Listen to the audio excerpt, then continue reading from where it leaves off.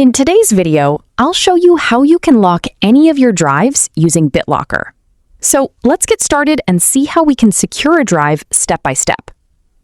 Before we begin, keep in mind that the C drive contains system files, so it cannot be encrypted using this simple method. This method is mainly for other drives, like D, E, or external drives.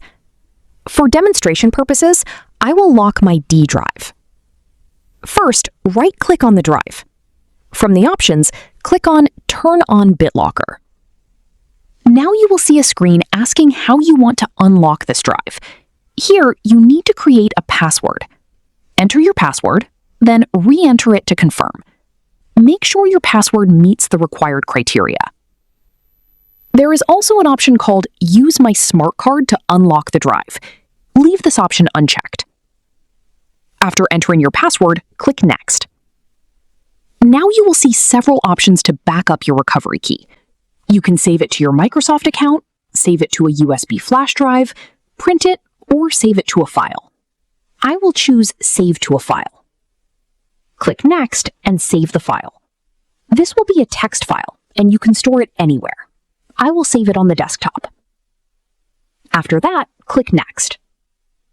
Here, you will see two options. Encrypt the entire drive, encrypt used disk space only. You can choose to encrypt the whole drive or just the part where your data exists. I will select Encrypt used disk space only.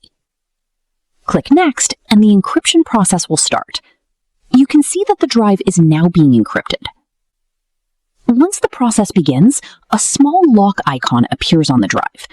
However, the encryption is not fully complete yet. It will complete after you restart your system. If you open the drive now, it will still open normally. So let's restart the system. After restarting, you will notice the lock icon has changed color. Now, when you click on the drive, it will ask for a password. Enter your password to unlock the drive. If you want to remove the encryption later, the process is simple.